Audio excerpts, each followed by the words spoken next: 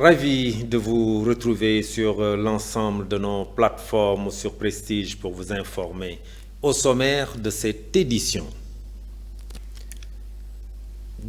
Assemblée générale des ex-temporaires de la Régie des chemins de fer du Sénégal devant les grilles de la Direction générale sans pension depuis des années.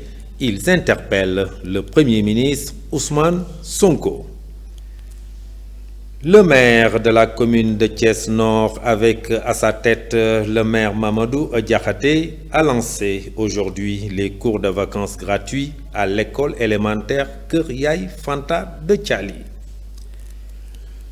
Et puis, le gouverneur de la région de Thiès a présidé un conseil régional de développement pour préparer la 140e édition du Gamou de Kër Mam El Hadj. La page des informations internationales viendra boucler cette édition dans un court instant. Le développement.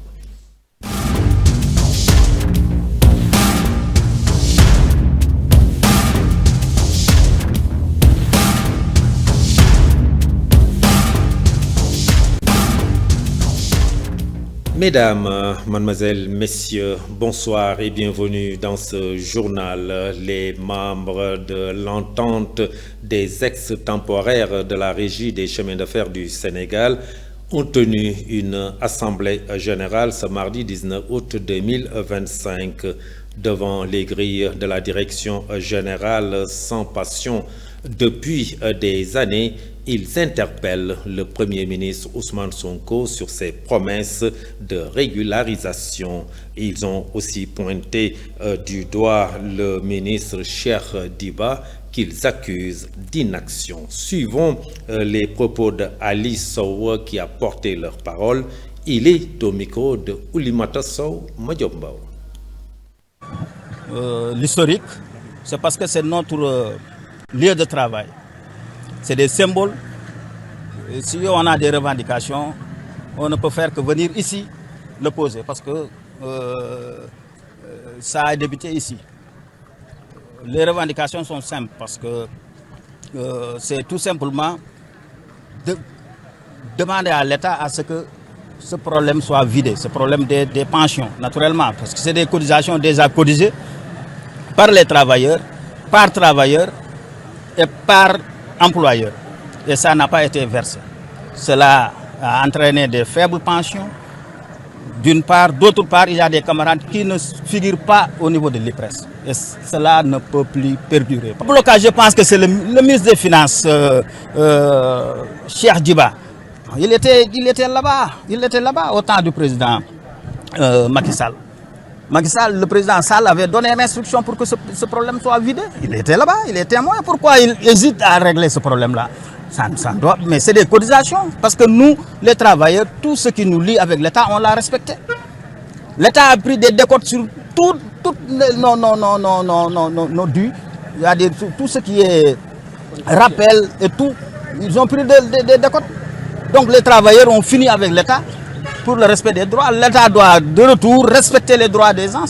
Et aujourd'hui, c'est des vieillards de Dakar à Thiès, de Thiès à Tamba, jusqu'à Kidira. Ça ne peut pas durer. Le Premier ministre a donné des instructions. Il avait dit à Thiès que je vais instruire le ministre des Finances.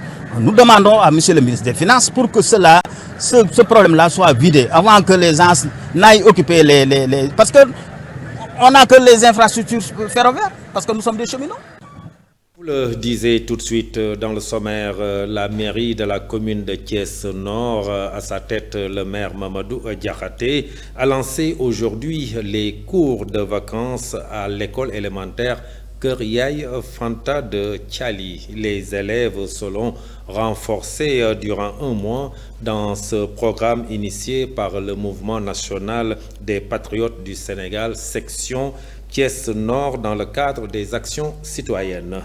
Le maire de la commune a profité de l'occasion pour lancer un appel aux élèves pour qu'ils viennent participer à cette activité pour préparer l'année scolaire 2025-2026. Le voici au micro de Seynabou Diouf et de Moussa Mbaye.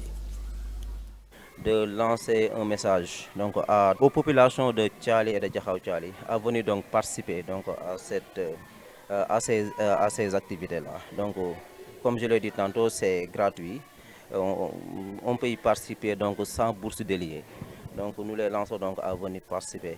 En tout cas, la section PASTEF Thiès Nord donc est prête donc à les accompagner, à les appuyer donc pour pouvoir relever les défis ensemble. Merci. De lancer un message donc aux populations de Thiali et de Diakhao Thiali à venir donc participer donc à ces activités-là. Donc, comme je l'ai dit tantôt, c'est gratuit. On peut y participer donc sans bourse déliée. Donc, nous les lançons donc à venir participer. En tout cas, la section PASTEF Thiès Nord donc est prêt donc à les accompagner, à les appuyer donc pour pouvoir. La gouvernance de Thiès a abrité hier mardi un comité régional de développement axé sur les préparatifs de la 140e édition du Gamou de Cœur Mam El Hadj. Cette rencontre a été présidée par l'adjoint au gouverneur chargé des affaires administratives en présence des représentants de la famille Ndiéguène et les chefs de service concernés. À l'issue de cette rencontre, l'adjoint du gouverneur, chef de l'exécutif régional, a décliné sa feuille de route pour le Gamou se déroule dans de très bonnes conditions. Georges Faye, que je vous propose de suivre, il est au micro de Mame Biram Sissegaye et d'Ousmane Diallo. Donc, nous étions réunis ce matin dans le cadre de la préparation de la 140e édition du Gamou annuel de Kër Mam El Hadj. Donc, on avait convié l'ensemble des chefs de service, mais également le comité d'organisation, pour faire le suivi, pour faire ensemble un travail de diagnostic, parce qu'on avait pris des engagements dans le cadre du CRD. Et après, ça s'est poursuivi avec le CDD et aujourd'hui, nous sommes là dans le cadre du CRD. Donc, le travail a été entamé il y a longtemps et on a un sentiment de satisfaction parce qu'on a pu constater une évolution positive, autant du côté du comité d'organisation, mais aussi du côté des services de l'État. Donc, je disais tout à l'heure que la connexion a été établie, elle est nouée, et il faut qu'on la poursuive, qu'on maintienne cette dynamique de groupe. C'est-à-dire que les services soient toujours en contact permanent avec le comité d'organisation pour recenser les difficultés et surtout y apporter des solutions de manière rapide, des solutions efficaces. Donc, je disais tout à l'heure que dans le domaine de la santé, les équipes sont déjà prêtes et sont sur le pied de guerre pour que tout se passe dans les meilleures conditions. De la même manière aussi, que ce soit les eaux et forêts, que ce soit le conseil départemental, le service régional du commerce, la mairie de la commune de Thiès Nord, la mairie de la ville de Thiès, toutes ces structures-là sont disponibles, disposées à accompagner le comité d'organisation. Donc, je lance un appel à l'ensemble des voyageurs, mais surtout aux chauffeurs, à faire preuve de prudence et de respect du code de la route parce que c'est important. Le second appel que je lance, et je sollicite le comité d'organisation en ce sens, c'est surtout la sensibilisation par rapport aux aliments prévus. Je disais qu'il ne fallait peut-être pas cuisiner ailleurs, mais ce serait bien de cuisiner sur place pour éviter les cas d'intoxication. Cap maintenant dans le département de Tivaouane où la cité religieuse de Maodo-Sy prépare activement la 123e édition du Gamou de Tivaouane. La brigade d'hygiène de Thiès a procédé au saupoudrage des lieux qui doivent accueillir les fidèles. Cette opération de désinfection a été conduite par l'adjoint au gouverneur de Thiès chargé du développement. Le capitaine Armand Seck, chef du service régional d'hygiène de Thiès, donne plus de détails sur cette opération. Suivons ses propos. Le service national de l'hygiène a mobilisé un effectif de 410 éléments, tout confondus, pour essayer au moins de faire le maximum pour gérer les activités de couverture sanitaire. Parce qu'il parle d'événements religieux, parle forcément d'un rassemblement de milliers de pèlerins. Donc maintenant, ce rassemblement cette année se fera dans un dispositif assez compliqué, d'autant plus que nous savons tous que cette année, nous sommes en plein milieu de l'hivernage. Et ça pèse lourd. Pourquoi ça pèse lourd? Parce que qui parle d'hivernage parle forcément de probabilité pluviométrique. Et en recevant maintenant aujourd'hui les préventions météorologiques, nous avons constaté que le Gamou va se passer dans un dispositif avec des pluies qui pourront au moins déborder, ce qui fera forcément une probabilité d'inondation. Donc là, maintenant, cette année, l'innovation, c'est que nous allons essayer de renforcer la sensibilisation et aussi en même temps appliquer le respect de la réglementation, à savoir la police de l'hygiène. Pourquoi? Parce que nous avons sillonné le tour de l'ensemble des 83 quartiers de la commune et on a constaté qu'à Tivaouane, bien vrai que c'est une ville religieuse qui est propre, mais nous avons constaté quand même des encombrements, surtout par rapport à la présence de gravats, de ferrailles et d'épaves, voire même d'ordures ménagères dans la rue. Donc nous allons démarrer par la sensibilisation des populations pour qu'ils puissent au moins changer de comportement par rapport à cette situation, parce qu'on ne peut pas attendre tout de l'État ou bien de la commune. Il faut que les populations essaient quand même de changer de comportement et d'aider les autorités à ce que la ville soit propre. Bon, maintenant, les éléments que la mairie a mis à notre disposition vont être formés et passer dans les domiciles avec les agents d'hygiène pour effectuer des visites à domicile dans le cadre de la sensibilisation sur les bonnes pratiques d'hygiène. Après ces éléments, donc les agents d'hygiène assermentés vont passer maintenant pour faire le contrôle et le suivi de cette salubrité qui peut même aller jusqu'à des procédures qui peuvent entraîner des amendes forfaitaires ou bien même des procédures jusqu'au procureur. Pourquoi? Parce que cette année, nous voulons insister. Qui parle d'événements religieux parle forcément de salubrité. On ne peut pas parler de la religion sans la propreté ni la salubrité. Donc, on ne peut pas parler de santé sans la salubrité. Il faut impérativement que ces populations puissent au moins faire le nécessaire pour pouvoir au moins rendre la ville de Tivaouane salubre. Maintenant, l'autre aspect, c'est dans le cadre de la lutte antivectorielle. Nous avons constaté déjà que dans la ville, il y a déjà des flaques d'eau. Donc, les gîtes larvaires, le service... Nous quittons Thiès pour la capitale du Sénégal, Dakar, où le ministre de la Santé et de l'Action sociale, Dr Ibrahima Sy, et le ministre de l'Intérieur, le général Jean-Baptiste Tine, ont présidé hier mardi 19 août 2025 le Forum national de repositionnement du programme élargi de vaccination, le PEV. L'événement a posé les bases d'une stratégie de vaccination plus résiliente et efficace, selon Dr Ibrahima Sy, le ministre de la Santé et de l'Action sociale. Je vous propose de le suivre.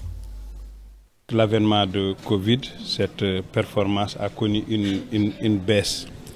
Et aujourd'hui, on a un réel besoin de voir comment relancer la vaccination à travers le programme élargi et de voir comment le repositionner dans le cadre des soins de santé primaire. Donc c'est cela qui explique en gros aujourd'hui la mobilisation des autorités administratives auprès des autorités sanitaires pour voir globalement comment on peut relancer et voir les blocages.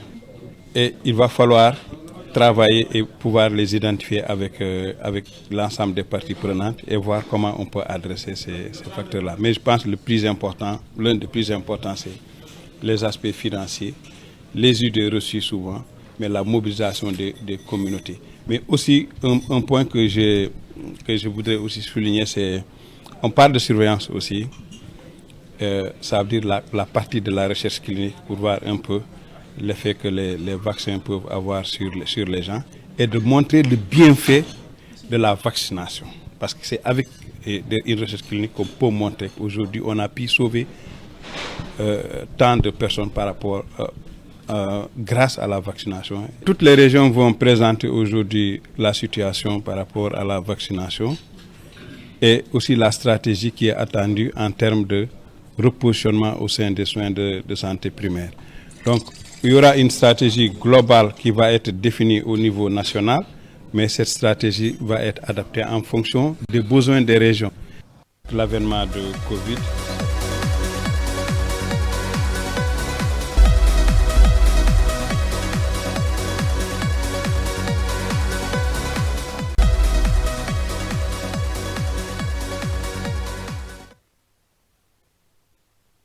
international au Mali, l'ex-premier ministre Dioguel Maïga est placé sous mandat de dépôt pour atteinte aux biens publics. Informations internationales, c'est un rapide survol signé Mamadou Saturne Ndione. L'ancien premier ministre civil du Mali, Dioguel Maïga, a été limogé au mois de novembre par les militaires au pouvoir depuis 2020, a été inculpé hier mardi bien sûr, 19 août, pour atteinte aux biens publics et placé sous mandat de dépôt. C'est sa gestion financière à l'époque où il était à la primature qui a été passée au crible par le vérificateur général. Il est accusé d'atteinte aux biens publics. Pour rappel, Dioguel Maïga avait été nommé Premier ministre en 2021 par la junte dirigée par le général Assimi Goïta avant d'être limogé fin 2024 après avoir émis des critiques contre celle-ci. Il avait déploré notamment d'être tenu à l'écart des décisions sur le maintien aux commandes des généraux qui avaient initialement promis de rendre le pouvoir à des civils élus en mars 2024. 8 de ses anciens collaborateurs avaient également été placés en garde à vue le 12 août dans la même affaire et sont également poursuivis. Ces violentes inondations sont causées par des intempéries et des mouvements de terrain provoqués par des pluies torrentielles ont fait 9 morts et de nombreux disparus. D'importants dégâts matériels sont également à déplorer, principalement si l'île de Sao Vicente au Cap-Vert, l'archipel du Cap-Vert, a été frappé par des inondations et des glissements de terrain dévastateurs causés par des pluies torrentielles. Cette catastrophe naturelle a été provoquée par la tempête tropicale Erin qui s'est intensifié de manière inattendue selon l'Institut national météorologique du Cap-Vert. Précise bien sûr de jour en jour et le ministre israélien de la Défense Israël Katz a ordonné aujourd'hui mercredi 20 août la mobilisation de 60 000 réservistes après avoir autorisé l'armée à lancer l'assaut sur la ville de Gaza début août. Le cabinet de sécurité dirigé par le premier ministre Benjamin Netanyahou avait déjà validé un plan visant à s'emparer de la ville de Gaza ainsi que de plusieurs camps de réfugiés situés au centre du territoire considérés comme les derniers bastions du... Merci beaucoup Mamadou Saturne Ndione pour ces informations internationales qui referment ce journal. Derrière la version Wolof avec Fatou Fall pour ce journal, cette édition française est à présent terminée. Merci de l'avoir suivi. Passez une excellente fin de soirée. Au revoir.